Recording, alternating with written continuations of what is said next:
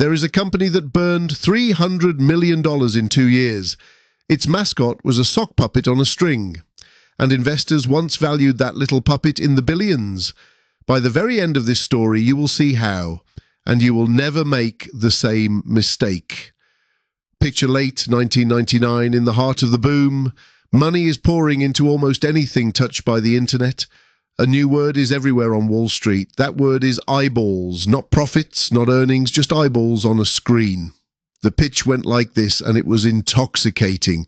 Forget whether the company makes any money at all today. Count how many people visit the website instead. Grab the customers first, and the profit comes later. This time they said, the old rules do not apply. Remember that phrase. This time it is different. It is the single most expensive sentence in all of investing. Now meet the famous one, the brightest dream of the era. An online store that delivered pet food to your door. A heavy bag of dog food shipped straight to your front door. The idea sounded modern and unstoppable.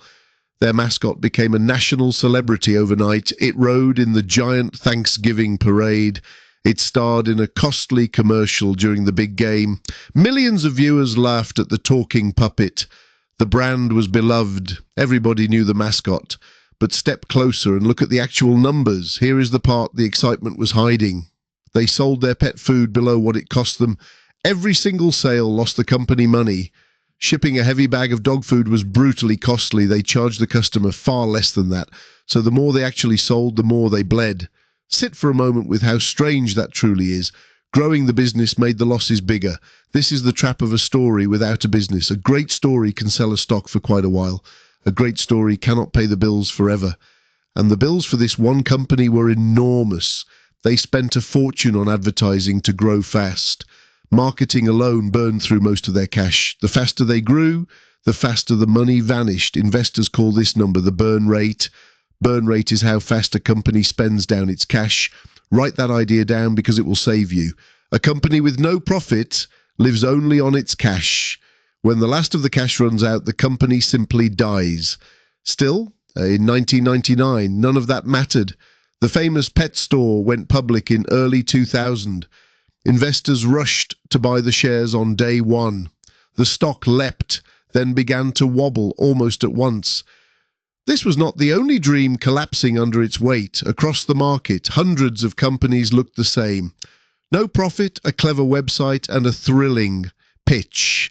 Consider the one that tried to deliver groceries. It promised fresh food brought to every doorstep. It raised over $1 billion from eager backers. It built enormous automated warehouses everywhere. It spent that fortune long before customers arrived. Within 2 years, that grocery dream was bankrupt. Over $1 billion gone with the lights switched off. Feel how quickly $1 billion can simply disappear? The same script played out again and again. Brilliant idea, huge spending, no path to profit. The whole market had stopped asking one question: where does the actual money in the end come from? Nobody wanted to ask it. The party was too loud. Taxi drivers were trading these stocks for fun. Strangers swapped hot tips at the dinner table. Everyone was getting rich, at least on paper, and paper riches feel exactly like the real ones. Until the morning the paper turns back into paper. That morning arrived in March of 2000. The technology index had soared to a dizzy peak. Then, without a clear warning, it began to fall. At first, the dip looked like an ordinary stumble. Buyers told themselves it would bounce right back. It did not bounce. It kept sliding downward. Day after day, the screens glowed red. The dream stocks led the whole way down. Watch what happened to the famous pet company now. Its shares had launched near $11. Just 9 months later, they were worth only pennies. The company shut down and sold off everything. $300 million raised and burned. The lovable mascot was the only survivor. Now feel the weight of the larger number. The technology index fell 78%. 78% of all that value simply gone. Roughly $5 trillion in wealth vanished. Picture a retired teacher who believed the story. She had moved her savings into these hot stocks. She watched her retirement shrink by 2/3. That is the human face behind the falling red chart. Fortunes built on a story can break a real life. Now we turn the pain into a tool you can keep. This is where the lesson becomes yours to use.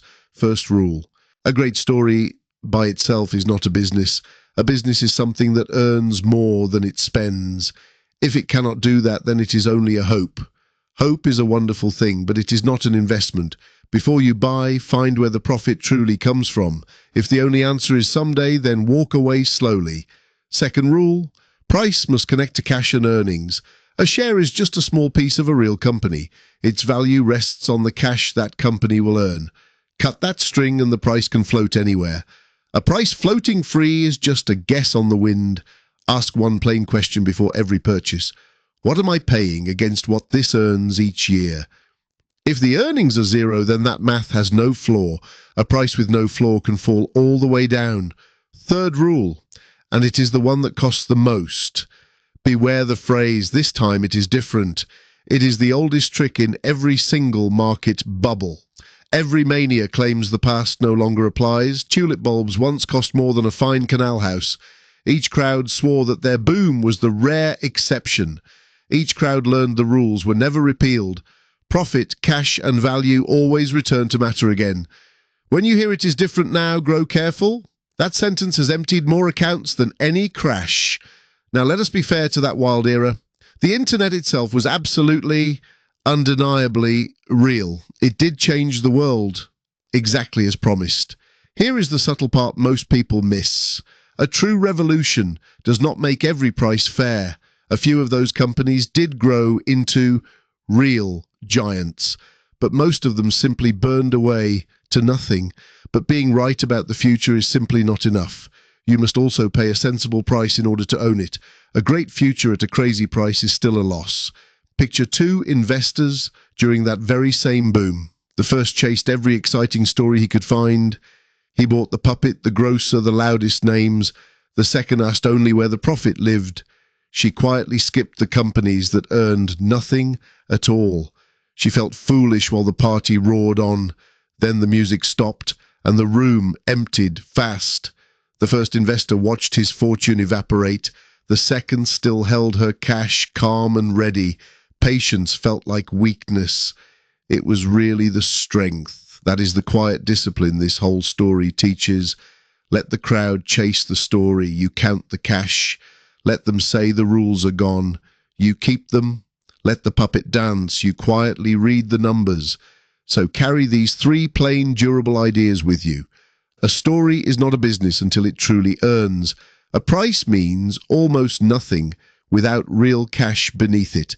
And this time is almost never truly different. The sock puppet promised a brand new world. The old patient rules quietly collected the bill. The names change, but the lesson never does. A story is not a business and never was. Price